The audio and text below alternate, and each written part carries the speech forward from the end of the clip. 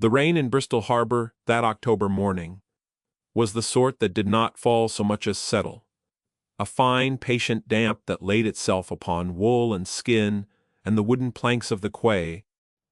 Honora Fairley stood at the edge of the crowd, with her trunk at her ankle and her letter folded twice inside her glove, and she watched a gull walk the tarred beam above her head with the same slow deliberation she had brought to every decision of the past 4 weeks. She counted the ships in the roads, she counted them again. There were 3 vessels making ready for the tide, and she had been told to look for the one bound for St. Adelmar's Isle. And beyond that she had been told very little, for the woman who wrote the letter had died before she could tell more. She was a large woman, and she carried her size the way she carried the letter, plainly without apology, and without permitting it to be the subject of any conversation she had not begun herself. She stood a full head above most of the fishwives on the quay, and her cloak was the good gray wool her father had given her the winter before his affairs collapsed, and her boots were sturdy, and her hair beneath the plain bonnet was the ordinary brown of a wren's back. She had heard, in the course of a life, all of the words the world kept for women of her build. She had trained her face not to receive them. It was a discipline like any other, it required practice, and she had had a great deal. The letter in her glove said this, that a lady Perrin on the isle called St. Adelmar's required a woman of steady sense and plain honesty to take charge of the household books, and to sit with a child whose grief had made her strange, and that the position offered board and lodging and a wage sufficient to eat on. It said the child's name was Iona. It said Honora was to come at once. It was signed in a hand that shook. She had written back on the day she received it. She had received no answer. She had written again. She had received no answer. And then she had learned from a woman in the parish, who had once been Lady Perrin's maid, that Lady Perrin had died 3 weeks earlier of the same fever that carried off half the parish that autumn, and that everything on the isle now belonged to a nephew, whose name the maid could not quite pronounce, and whose reputation was such that she crossed herself when she tried. Honora had considered this a long time. She had counted the coins in the jar on the mantelpiece. She had counted the days until her cousin's wife would tire of feeding her. She had thought about the child called Iona, whose grief had made her strange, and about how nobody, in her experience, sent for a woman like Honora unless every other door had already been shut. And she had decided that a letter, signed by a dying woman, was still a letter, and that a child who had lost her protectress was still a child, and that a nephew with a difficult reputation was at worst a difficulty. So she stood on the quay in Bristol and counted the ships. A boy in a red cap pushed past her with a sack of turnips on his shoulder, and she caught his sleeve without letting go of her trunk. "The vessel for St. Adelmar's," she said. "Which of the 3? He looked at her, and then at the ships, and then back at her, and something about the exchange took him longer than she thought it ought. "The Mary Ann," he said at last, and pointed to the smallest of the 3, a neat, black-hulled thing, riding low at the far end of the quay. "She sails at the turn." "Thank you." She gave him a halfpenny. He gave her a second look, longer this time, and hurried on. She should, perhaps, have marked that second look. She did not. She took her trunk in both arms. She had never been able to bear, watching a smaller person struggle with her possessions, and walked the length of the quay to the small black-hulled ship. A man in a good coat stood at the head of her gangway with a ledger, checking names against a list. And she waited her turn, and when he looked up she said, "Fairly, for St. Adelmar's." His pen paused. He looked at her. He looked at the ledger.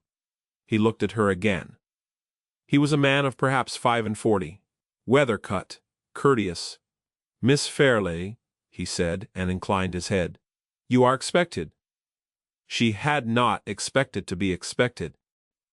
Something in her chest loosened a fraction. "Thank you," she said. "Where should I?" "Below, if you please. The cabin at the end of the passage. Your trunk will be brought." He wrote her name in his ledger, with a hand so steady it might have been carved. He did not look up again.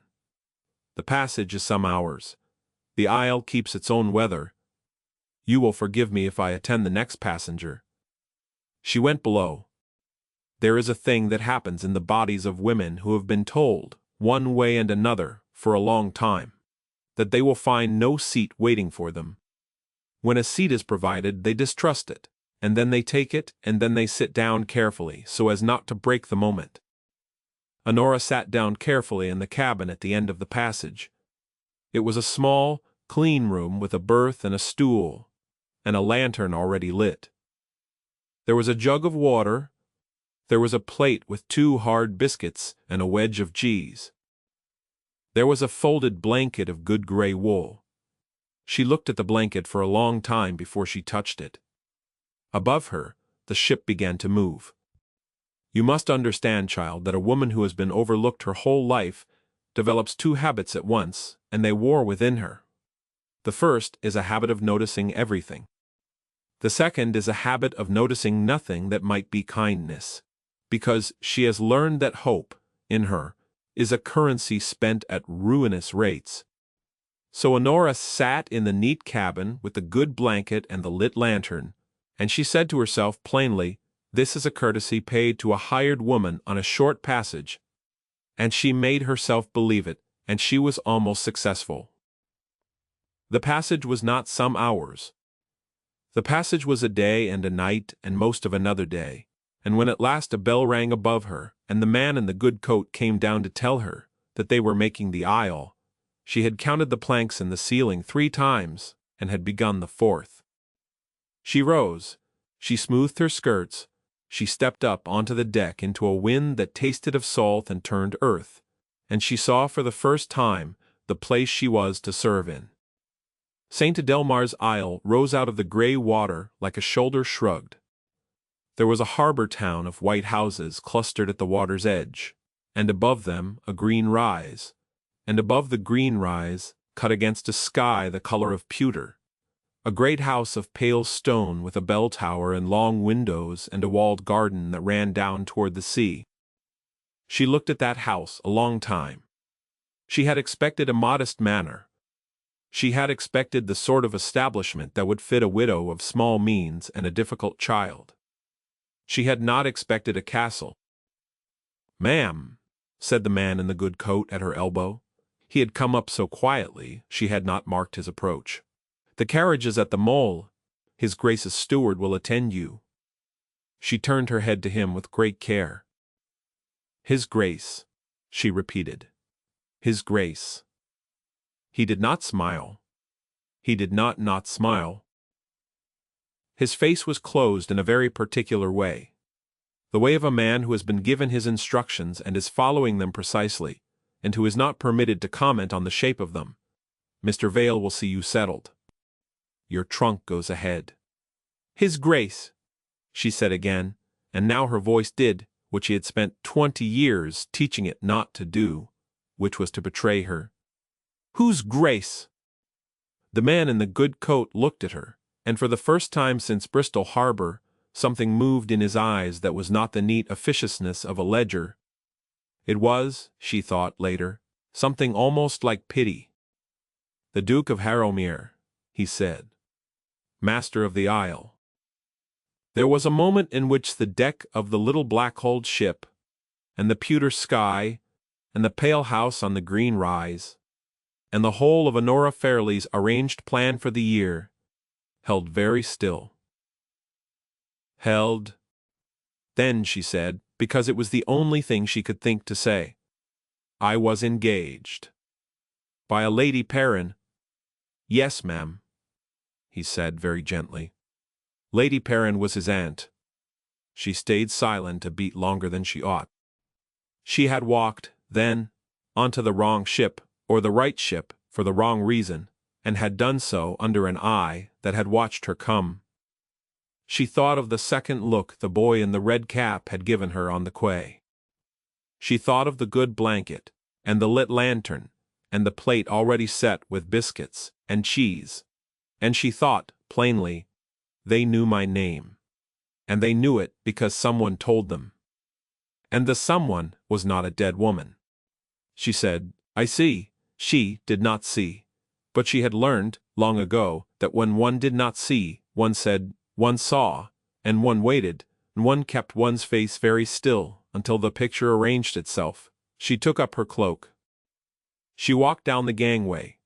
She did not permit herself to look at the pale house on the rise.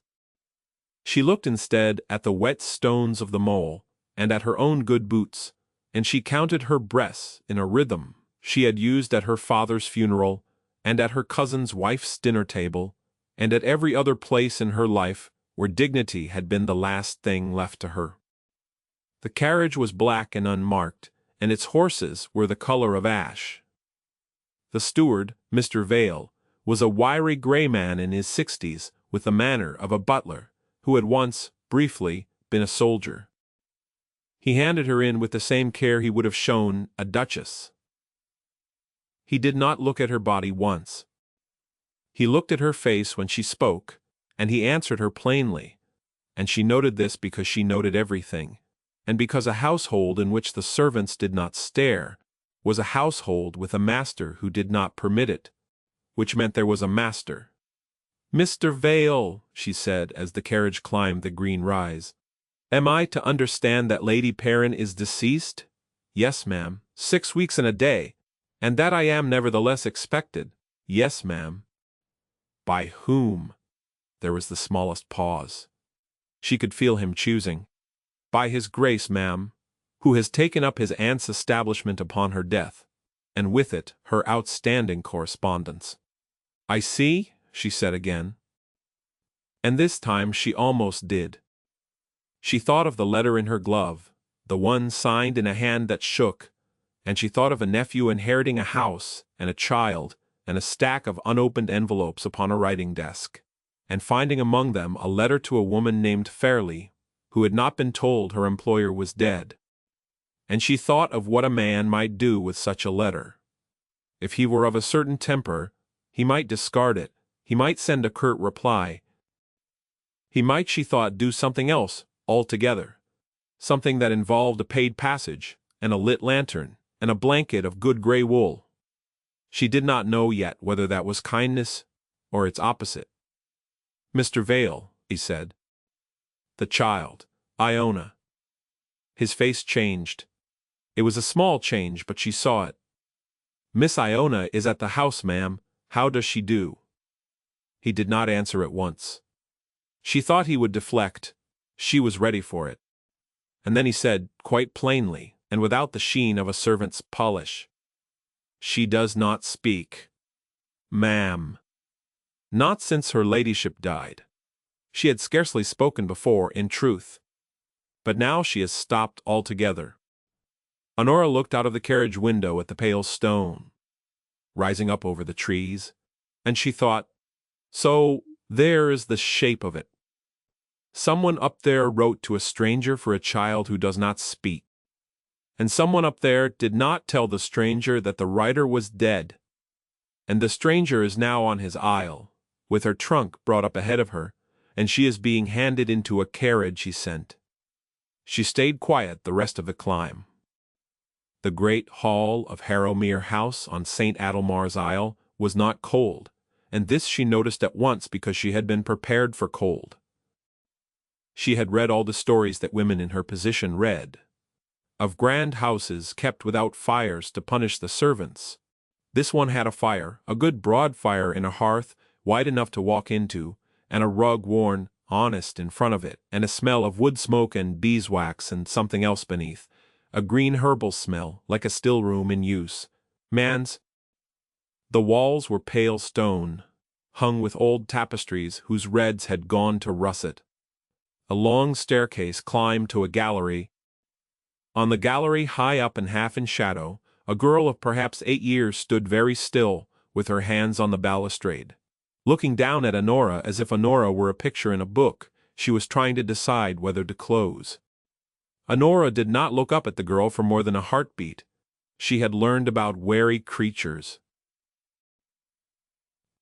She let her eyes pass over the child as if the child were merely a feature of the architecture, and she gave her attention instead to the man who had come down the corridor to meet her. He was tall. He was tall in the manner that made rooms rearrange themselves around him, whether he willed it or not, and he did not appear to will it. He was perhaps 36, dark-haired, clean-shaven, with a face composed of angles that light did not soften. He wore no coat, only a waistcoat of dark green, and a shirt of good linen, and his sleeves were turned back to the elbow as if he had been interrupted in the middle of some task he did not consider beneath him. His eyes were gray. They took her in without moving over her. That was the first thing she noticed, and it steadied her more than she would have thought possible. He looked at her face. He did not look at her body. He did not need to. He had already decided before she came what she was. He said, "Miss Fairley, Your Grace, you will forgive me. My aunt's correspondence came into my hands, and yours was among it. I made a decision on your behalf that I ought perhaps to have referred to you first." He said this plainly, without preamble, standing 3 yards from her in his own hall. She had prepared herself on the carriage ride for 100 greetings. She had not prepared for this one. "You brought me here," she said, "without telling me she was dead." "I did." "May I ask why?" He considered her. It was not a long consideration. She had the impression, standing there, of a man doing a piece of arithmetic he had done before and was checking one last time. "Because," he said, "if I had told you, you would not have come. And I needed you to come. Your Grace. Not for myself." He said this quickly, and something moved in the angle of his jaw. A flicker, a correction. "For the child. My aunt wrote of you before she died. She said she had found the woman she had been looking for, and that the woman had a plain face and a plain hand and a plain honesty, and that she had been kept small by her family for the crime of being useful. Those were her words, not mine. Kept small by her family for the crime of being useful. The words landed in her exactly where she was not armored. She felt her breath catch. She hoped he did not see it. He did see it. She saw him see it, and she saw him look away, deliberately, to give her the moment. "I read the letter 3 times, he said, addressing the fire now rather than her. "Then I burned it, because it was hers and not mine to keep. And then I wrote to the shipping agent in Bristol and paid your passage, and I told my steward to expect you, and I did not write to you at all, because I could not think of a version of that letter that would not either drive you away or bring you here under false colors. So I chose to be silent. It was not honorable. I am telling you this at the door before I ask anything of you, because I would rather you leave now than discover it later." She stood in the hall with the good gray blanket forgotten in her mind and her trunk somewhere out of sight, and she looked at this tall, dark man who had bypassed courtesy in order to be honest, and she found that her legs had ceased to shake. "What is it you would ask of me?" she said. "Sit with her." He gestured without turning to the gallery above. He knew the child was there. He did not need to look. "That is all. Sit with her. She has driven off 4 women since her guardian died. My aunt believed you would be different. I have no ground to believe it, having never met you. But my aunt was very seldom wrong about people, and I have nothing else." She wanted at that moment to ask him a great many things. She wanted to ask him why he did not sit with the child himself. She wanted to ask what had happened to her mother and to her father, and how a girl of 8 came to be alone in the house of a man who addressed her from 3 yards distance. She wanted to ask why the housekeeper had not been sent to the door, and why he received her in his shirt sleeves, and why he had said "not for myself" with a flicker at the jaw. She asked none of them. She said, "I will sit with her." "Thank you, on terms, Your Grace." He looked back at her then, and something in his face changed. It was not surprise. It was more like a man seeing what he had been told he would see, and finding the report correct. "Name them," he said. "I will not be introduced to her as her governess. 4 have already borne that title and been driven off. I will be introduced as your aunt's friend, come to keep her company for a season. I will not lie to her about your aunt's death, and I will not be asked to pretend that death did not occur. I will have the run of your library, and I will have my meals in the schoolroom with the child, rather than below stairs, because a child who has stopped speaking will not begin again at a table where she is watched. And I will be told the truth, all of it, about her mother, about her father, about how she came into this house. I do not bargain with half a story, Your Grace, and I will not sit with a child on half a story." She did not know, saying it, whether she had crossed a line. She only knew that if she was going to be brought under a false pretense to the Isle of a man she had never heard of, she would not also be brought to a room without knowing its shape. He listened all the way through. He did not interrupt. When she had finished, he inclined his head, not the polite half-bow of an aristocrat receiving a servant, but the full acknowledgment of a man conceding a negotiation. "Every term," he said, "word for word, and more if you find you require it. Mr. Vale will show you your rooms, and the schoolroom, and the library. You will dine with me tonight if you will, and I will tell you the truth. I promised all of it." "Thank you, Your Grace. Show." "Harrowmere," he said, "in my own house.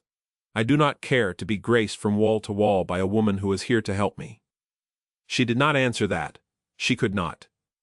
Quite. She curtsied, the small, correct curtsy of a gentlewoman, not the deep grovel of a hired hand, and turned to follow Mr. Vale. And as she moved, she looked up, at last, at the gallery. The child was gone. But there was, on the balustrade, where the small hands had rested, a strip of faded blue ribbon, tied and knotted and tied again, as if it had been fidgeted with by a person who did not know she was fidgeting. Honora marked it, and did not touch it, and went up the stairs. Her rooms were on the west side of the house, above the walled garden, with a window that looked down onto rosemary, gone to woody thickets, and lavender lying flat in the wet. The bed was made, the fire was lit. Her trunk stood at its foot unopened. On the little writing desk was a jug of water, a plate with an apple, and a piece of bread, and a candle in a plain brass stick. There was no ornament. There was no ostentation. There was, everywhere she looked, evidence that someone had asked what a woman coming off a long passage needed, and had provided exactly that, and nothing more. She stood a long time at the window before she took off her cloak. She dined that night in a small paneled room off the great hall at a table set for 2, and Harrowmere came in without ceremony, and sat opposite her and told her what he had promised to tell her. He did it plainly. He did not embellish, and he did not spare himself. Iona's mother, his cousin, had died in childbed. Her father, an army officer of small fortune and less patience, had left the child in Lady Perrin's keeping and died on campaign 3 years later. Lady Perrin had raised the child on the Isle. Lady Perrin had loved her. Lady Perrin, one bright morning in September, had complained of a headache, and had been dead by the following dusk. Iona had not spoken since. She had, in the week since, dismantled the schoolroom, shelf by shelf, and had refused 4 governesses in succession, and had begun to eat only bread and apples, and to sleep only in the day. She was, he said, breaking. He had been unable to reach her. He was not, he said, a man to whom children came easily. He had scarcely known her before his aunt's death, having been abroad on the affairs of the estate for 4 years at a stretch. He had come home to bury his aunt and had found himself the guardian of a small, silent girl who looked at him as though he were the reason for all of it. "Is he?" Honora said. He looked up from his glass. Is he the reason for all of it? Something moved across his face. It was gone before she could name it. I was not here when my aunt fell ill, he said. I was not here when the fever came to the Isle. I was not here when she died. I was in London settling my late brother's affairs, and I did not come until the letter reached me. And by then she was 3 days in the ground. Iona blames me. She is correct to blame me. My aunt asked me twice in the last year to come home, and I did not come. He said this without self-pity. He said it as a man reads out the charges against himself in a court. She sat with it a moment. Then she said, Your Grace, Harrowmere, your aunt did not die because you were not on the Isle. She died because she had a fever. If you had been here, you would have watched her die, and would not have been able to prevent it. The child requires someone to blame, and you are the nearest large object. That is not the same as being the cause. He set down his glass. That is, he said slowly, an unusually clear-eyed observation for a first evening. I have had a great deal of practice at being blamed for things I did not do. The corner of his mouth moved. It was not a smile. It was the ghost of what a smile would have been in another man, in another life. He looked down at his plate. Then he looked back up at her, and this time he looked at her the way a man looks at a person he intends to know, and Honora felt her own hand go very still around the stem of her glass. Miss Fairley, he said, you are welcome in this house. I ought to have said so first. You said it, she answered, by having the fire lit. Now that ghost of a smile came a little closer to being one. He inclined his head. Then I will say it again aloud. Welcome to Harrowmere. She began to sit with the child the next morning. She did not, that first day, attempt anything at all. She went into the schoolroom at the hour Mr. Vale had named, and she found the child sitting on the wide window seat with her knees drawn up under her, and her chin on her knees and her eyes upon the sea. Honora did not greet her. She did not introduce herself. She went to the shelves that had been half dismantled, and she began, very quietly, to reshelve the books. She took her time about it. She sorted them by subject, and then by size within subject, and she wiped each with a soft cloth Mr. Vale had left for her, and she hummed under her breath, very low, barely more than breath, an old air her mother had used to sing over the mending. The child did not turn her head. The child did not move. But after perhaps an hour, Honora heard, at the very edge of hearing, the smallest sniff, the sound of a small person breathing in, the way a small person breathes when she has been holding herself very carefully, and has for a moment forgotten to. Honora did not look up. She reshelved a book of maps. She hummed the second verse. At noon, she rose, and set out on the low table 2 plates. One had bread and an apple cut into quarters. The other had bread and an apple cut into quarters. She sat down at the low table. She began to eat. After a while, she did not measure.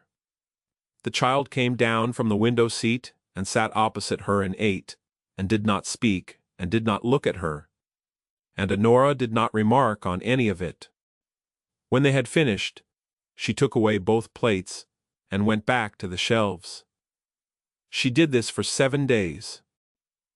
On the 3rd day, the child began to hand her the books, one at a time, from the pile at her feet, and Honora took each one as though the transaction had been in place for years.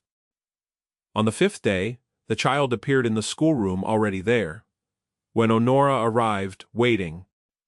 On the 7th day, the child, without looking at her, placed a piece of faded blue ribbon on the low table between the 2 plates at noon, and Honora looked at it and said quietly, "That is a good ribbon. I will not touch it. You keep it where you can see it."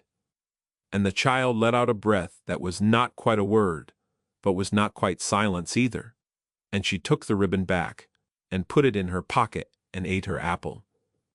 Harrowmere watched all of this. Not obviously. He was not a man who watched, obviously. But she began to notice him at the doorway of the schoolroom in the mornings, pausing on his way to the estate room, on the terrace below her window in the afternoons, at the far end of the long gallery in the evenings, ostensibly examining a portrait he had examined 10,000 times. She noticed the way. He noticed the housekeeper's tired hands and told her without fuss to take Wednesdays. He noticed the young footman's limp and had a stool set behind the sideboard. He noticed the third book on her shelf and asked one evening, at dinner, whether she had finished it. And when she said she had, he said quietly that she was welcome to any book in the house, and to any book she cared to send for. And she said thank you, and did not permit her face to do the thing it wished to do. You must understand, child, that a woman like Honora, who had for many years been the person who noticed but was not noticed, found it strange and half painful to be noticed in turn. It is a hard thing to trust. It is a hard thing to believe. She had trained herself to expect that, when a great man's eye fell upon her, it was to correct her posture at the sideboard, or to remark that the tureen wanted wiping.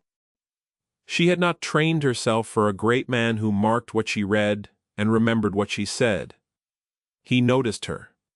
She noticed him noticing her. She distrusted her noticing. The aisle, meanwhile, was small, and the aisle talked. She learned this by degrees. She learned at first from Mistress Halloran, the cook, who was fond of her within 3 days, on the grounds of a demonstration Honora made in the still room about the correct steeping of chamomile. She learned it next from a maid called Bessie, who liked to bring the tea, and to linger in the schoolroom doorway with news. She learned it most sharply from a Mrs. Colfax, who was the wife of the Isles magistrate, and who came to the great house on the second Sunday of Honora's residence for tea, and who took one long look at Honora across the tea-things and said, "So this is the aunt's find." Well, I do not know what Beatrice was thinking. No man of the Duke's rank looks twice at a woman of her size. My dear, so you may make yourself comfortable in the schoolroom. I say it kindly. You will thank me in a year. The words went into Honora like a needle finding a familiar hole in already mended linen. No man of the Duke's rank looks twice at a woman of her size. She smiled at Mrs. Colfax. She had not been thinking anything of the sort. She had been thinking only about how to persuade a child to speak. She had permitted herself no thought about being looked at all, and she was furious to have that permission revoked in her own head by a stranger with a teacup. She said, "How kind of you to trouble yourself for my future comfort, Mrs. Colfax. The tea is excellent, is it not?"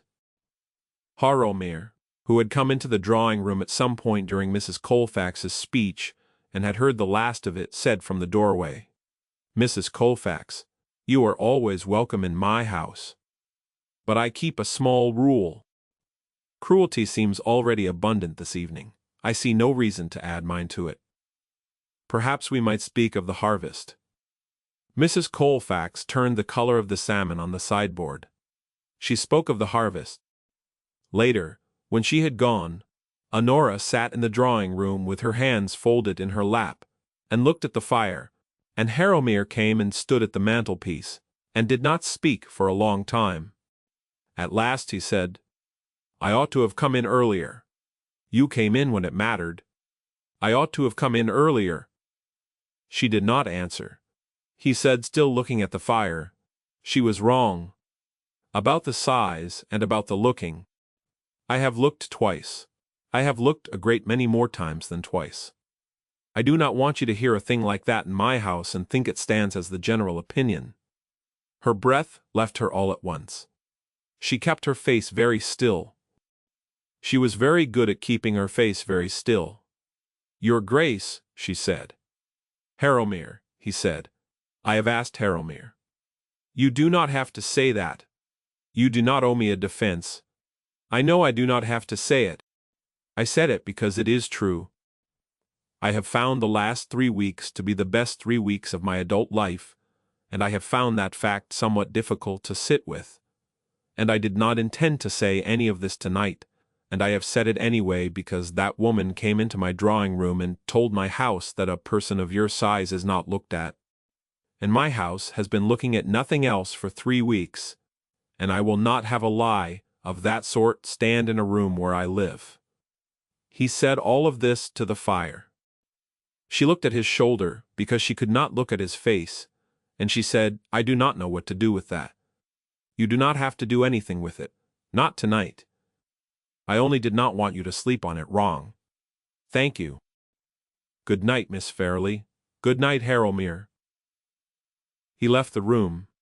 She sat by the fire another hour before she could trust her legs to carry her up the stairs. The truth about the letter came out 3 days after that, and it came out because Honora had known, in the back of her mind, since the key in Bristol, that a piece of the picture was still missing, and she had gone looking for it. She had, with Mr. Vale's quiet permission, taken the run of Lady Perrin's writing desk, on the grounds that there might be papers that concerned Iona's education, and that Honora ought to see. And in the writing desk, beneath a stack of receipted household bills, and a pressed sprig of rosemary, she had found the draft of Lady Perrin's last letter to a Miss Fairley, and beside it a folded sheet in a different hand entirely. A hand that shook, yes, but not with age. She read it. She read it a second time. She sat down. The letter to her had not been written by Lady Perrin. The letter to her had been written by Iona. The child had been 8 years old, and had watched her guardian sicken, and had, in the desperate practical way of children who have already lost too much, taken up her guardian's pen and written to the woman whose name she had heard her guardian speak, Pause. She had signed it in her guardian's name, because she had not known any other way to make a grown woman come. She had written it in her guardian's hand as best she could copy it, and the shaking was not the shaking of dying, but the shaking of a small hand pressed to a task too large for it. Honora had come to the aisle at the summons of a child, and the child, having summoned her, had gone silent in the room where she waited. Honora sat with this. She sat with it a long time. She went, that afternoon, to the schoolroom. Iona was on the window seat. Honora sat down at the low table and she said quietly, "Iona, I have been in your grandaunt's writing desk, and I have read something that I think belongs to you." The child did not turn her head, but her hand on the sill closed and opened. "You wrote to me," Honora said, "in her name because you were frightened. Because she was going to die, and you knew it, and no one else was doing anything, and you knew of me, because she had spoken of me. That was very brave. That was one of the bravest things I have ever heard of a child doing. And then when I came, she was gone, and you were frightened again, and you thought perhaps I would be angry that you had brought me under a false name. So you did not speak. Is that near it?" The child's shoulders shook once. "I am not angry," Honora said. "I am here because you wrote to me. That is a good reason to be anywhere. I would like to stay a long time if you will have me. But I need you to know that no one is angry with you, and that your voice did not tire anyone, and that you did not do a bad thing. You did a very good thing. You saved us both." The child slid off the window seat. She came to the low table. She stood beside Honora's chair. She did not sit. She stood, and she leaned her small forehead against Honora's shoulder, and she stayed there. And Honora, after a very long moment in which she permitted herself to feel exactly what she felt and no more, put a careful hand on the child's back. They stayed like that until the light went off the sea. That evening at dinner, Honora told Harrowmere. She told him because he had asked to be told the truth, and because he had told her his own, and because a household in which the master did not know the shape of the child's silence was a household run in the dark. He listened. He did not interrupt. When she had finished, he sat very still with his glass in his hand, and then he set it down very carefully and he said, So she has been carrying that alone since September. Yes. And I have been. He did not finish. He shook his head once. I have been at the far end of the gallery, pretending to look at portraits. You have been what she permitted you to be. She would not have let you sit on the window seat. Harrowmere, she scarcely knows you. She wrote to me because I was a stranger she had heard named as kind. That is not a failure of yours. That is a fact about grief in a child of 8. You are generous. I am accurate. He looked at her across the table. It was the longest look she had had from him, and she did not this time look away. There is a thing that can happen at a table between two people who have decided, without saying so, that they are going to speak the truth to each other. From now on, the air between them changes. It becomes a room of its own, walled off from the rest of the house. They sat inside that room a moment. Then he said, I did not know how to be the person a child would come to. I do not know now. But I know how to sit at the far end of a gallery. Would you object to my joining you tomorrow? In the schoolroom? And sitting somewhere near? And doing nothing at all? Until she stops noticing me? I will not speak to her unless she speaks first.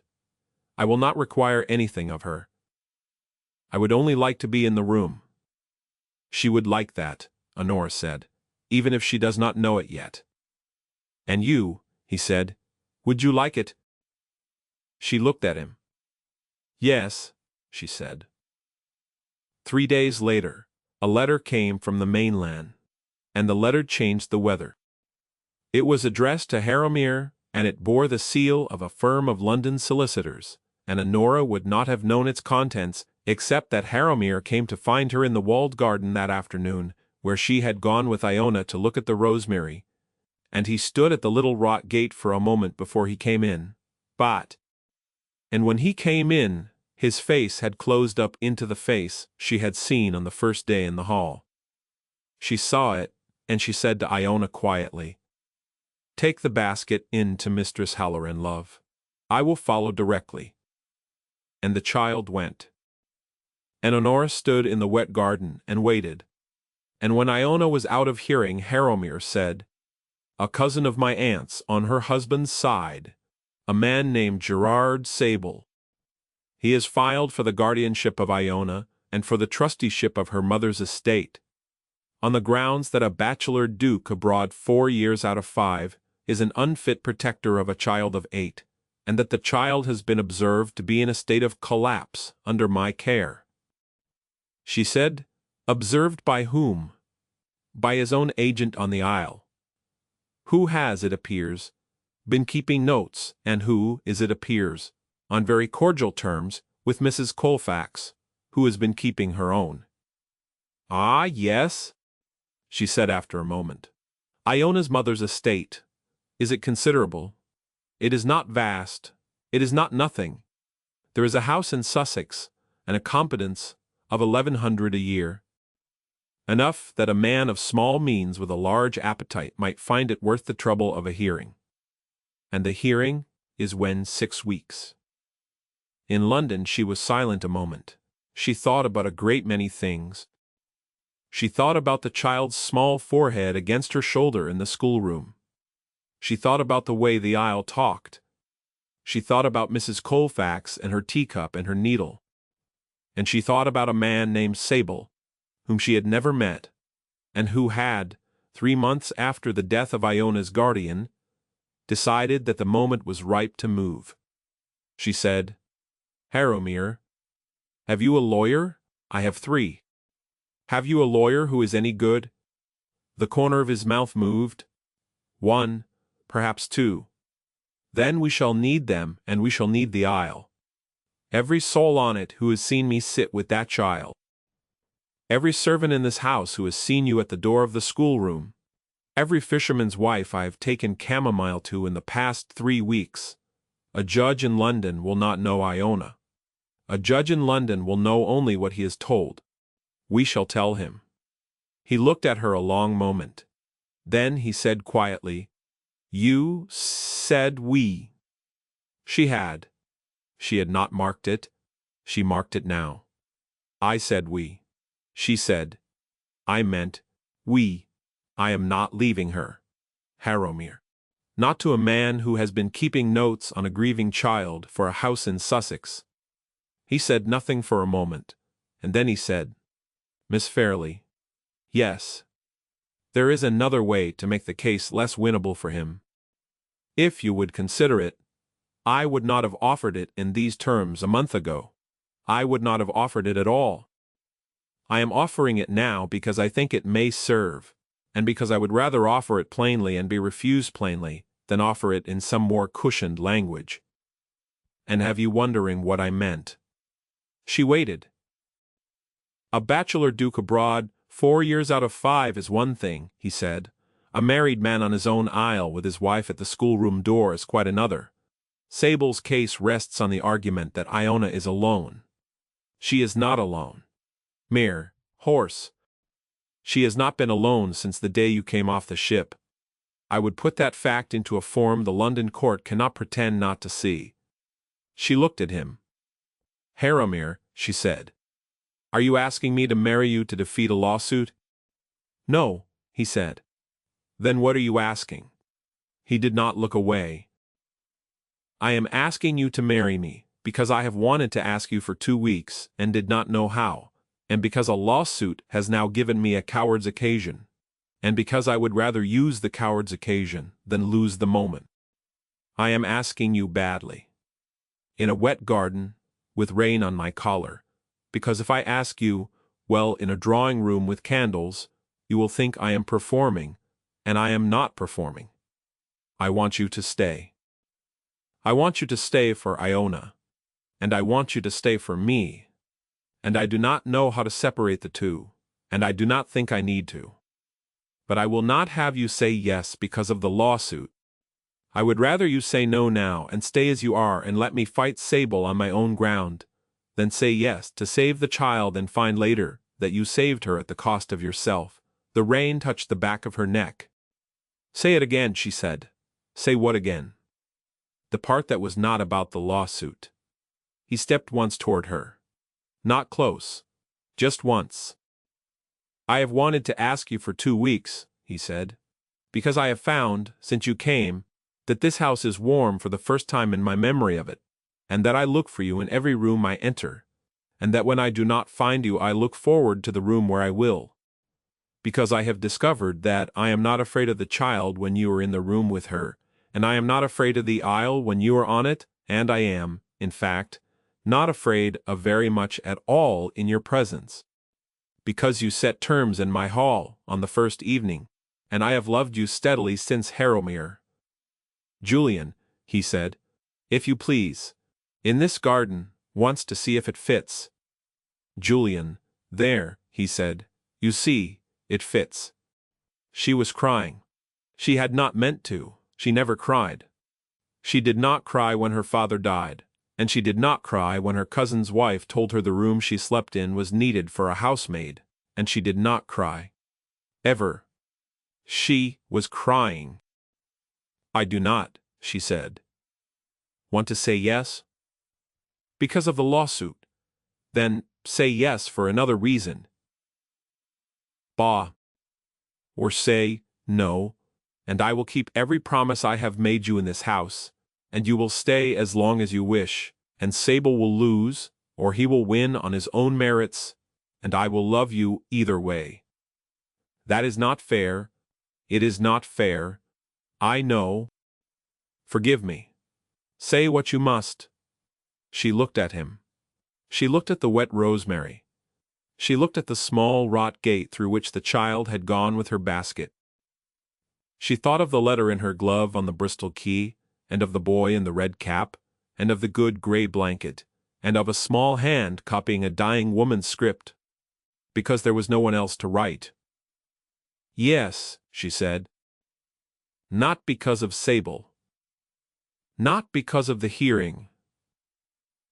Popped. Or, because you have looked at me since the first evening, and you have never once looked at me the way that woman looked at me over her teacup, and because I did not know That was a thing that could happen to me, and because I would like to find out what it is to live in a house where it is possible. Yes. For that reason. He came the second step. He took her hand. He did not kiss her. She thought later that he had been afraid to, and she loved him for the fear. He only held her hand a moment in the wet garden, in the rain, and then he said, Iona will need to be told. We will tell her together. Yes. Wells.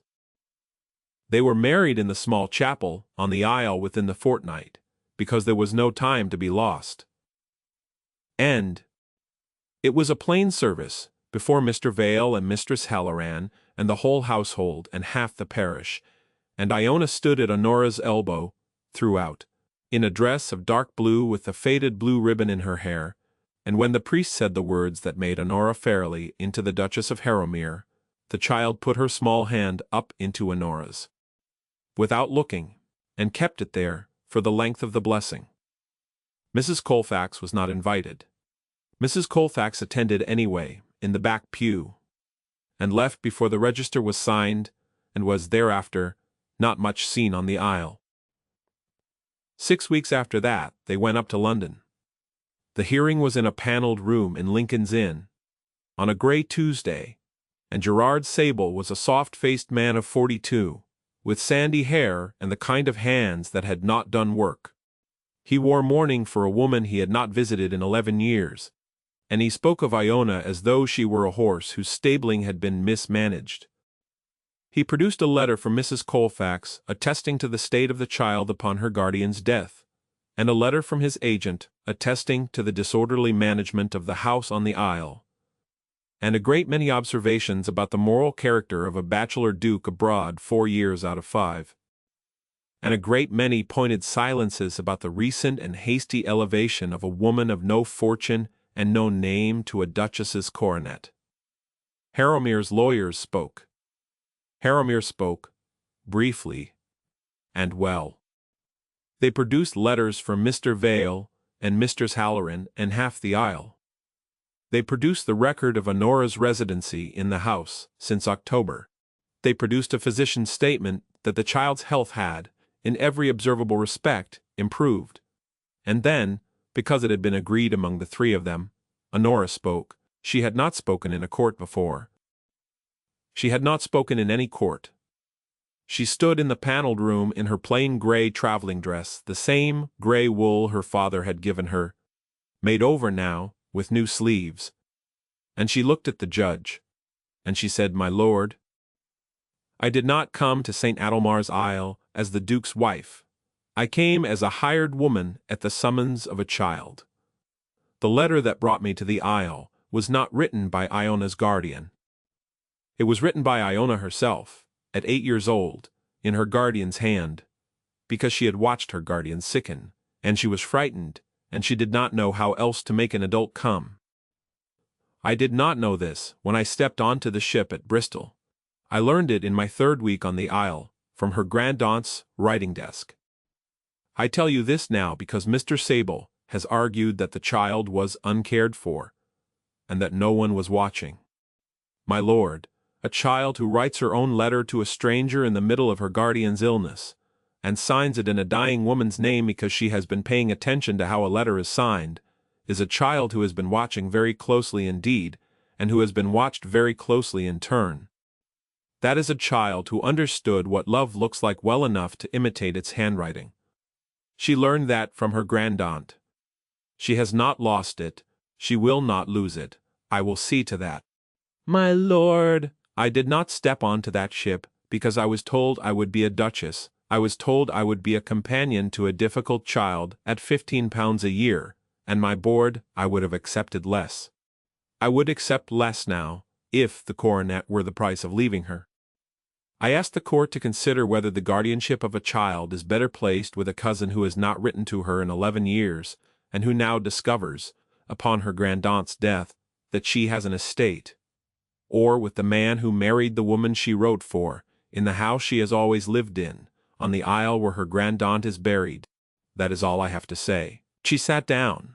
The room was quiet. Iona, who had been permitted to attend on the judge's discretion, and who had been sitting between Honora and Julian, with her hands folded very small in her lap, stood up.